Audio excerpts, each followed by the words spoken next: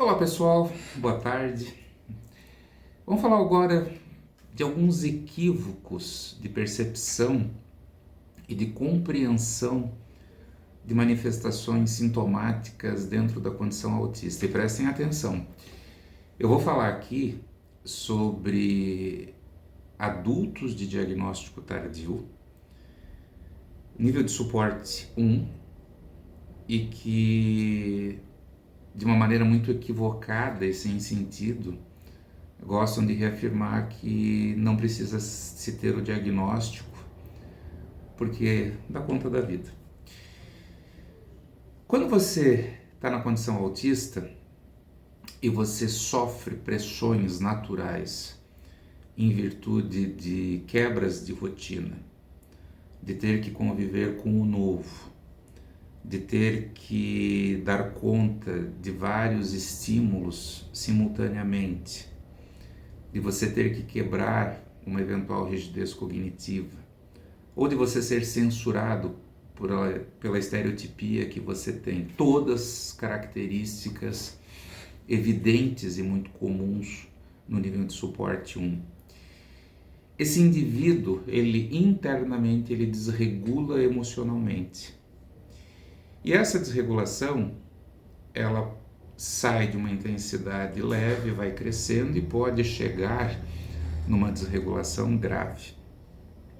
Como consequência, esse indivíduo ele pode ter duas respostas. Ele pode ter uma resposta eminentemente ansiosa ou, extrapolando a intensidade dessa ansiedade, ele pode apresentar uma resposta de angústia muito significativa, tá? Ou este indivíduo, ele chega num teto máximo de desregulação e ele deprime. O humor dele cai, ele passa a ter uma necessidade de se isolar, de fazer um shutdown, de não ter ruídos por perto, ele pode não se alimentar, ele pode ficar um pouco letárgico ou muito letárgico, tá? O que acontece nessas situações? Repetidamente isso acontecendo, nós vamos estar falando de indivíduos na condição autista que passam a formar uma sintomatologia recorrente, e essa recorrência ela pode provocar uma dificuldade de um resgate de estabilização.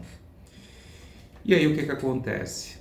Esses indivíduos então, ou por conta própria, ou por uma orientação familiar, eles vão buscar um profissional para serem devidamente avaliados, verificando-se o que está acontecendo e o que precisa ser feito. E esses indivíduos, de imediato, eles são interpretados como indivíduos ou ansiosos, com algum tipo de transtorno de ansiedade, ou esses indivíduos eles são avaliados como depressivos, ou as duas coisas juntos. Por quê?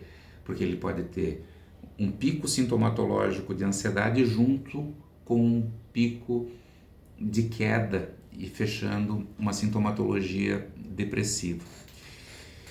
Esses indivíduos, eles então passam muitas vezes a serem medicados, a serem tratados como ansiosos ou como depressivos. A minha experiência clínica atesta que vários deles passam por processos de internação para tentar uma reestabilização medicamentosa mais efetiva, e fazem toda uma jornada com uma baixa resolutividade, com baixo resultado desse tratamento. Por quê? Porque a observação e a condução ela fica centrada dentro desse contexto sintomatológico, ou seja, ela fica centrada sobre uma consequência, sobre um desdobramento em que a causa ela está dentro de uma sobrecarga sensorial, em que o indivíduo então faz uma crise, faz uma sobrecarga, tá? Não que necessariamente um eventual foco nessa consequência não possa contribuir de imediato para o indivíduo. Sim, pode. A questão é que esse indivíduo, ele não é, analogamente falando, um incêndio para a gente ficar jogando água em cima e tentar apagar o incêndio. Esse indivíduo é um indivíduo, um ser único, que apresenta uma contextualização que gera recorrentemente esse processo, e a grande finalidade que deve existir é minimizar essa causa para que a qualidade de vida desse indivíduo, então, ela seja aprimorada e ele passe a ter um bem-estar dentro da sua vivência, tá? E esse processo, então, ele vai acontecer não apenas em indivíduos adultos que jamais foram vistos como possíveis neurodivergentes, como ele também pode acontecer com indivíduos devidamente avaliados e laudados, porém que mantenham uma conduta terapêutica que atue sobre essa consequência e não sobre essa causa, tá? Então nós precisamos ter uma observação muito importante, muito clara, muito específica e muito especializada para a gente poder ter uma nosografia. O que é isso? Um processo de evolução e de desenvolvimento desse quadro sintomatológico para a gente ter uma conclusão efetiva diagnóstica e aí nós podemos ter um plano de trabalho que vise contribuir para a qualidade de vida desse indivíduo, ok? Um grande abraço para vocês.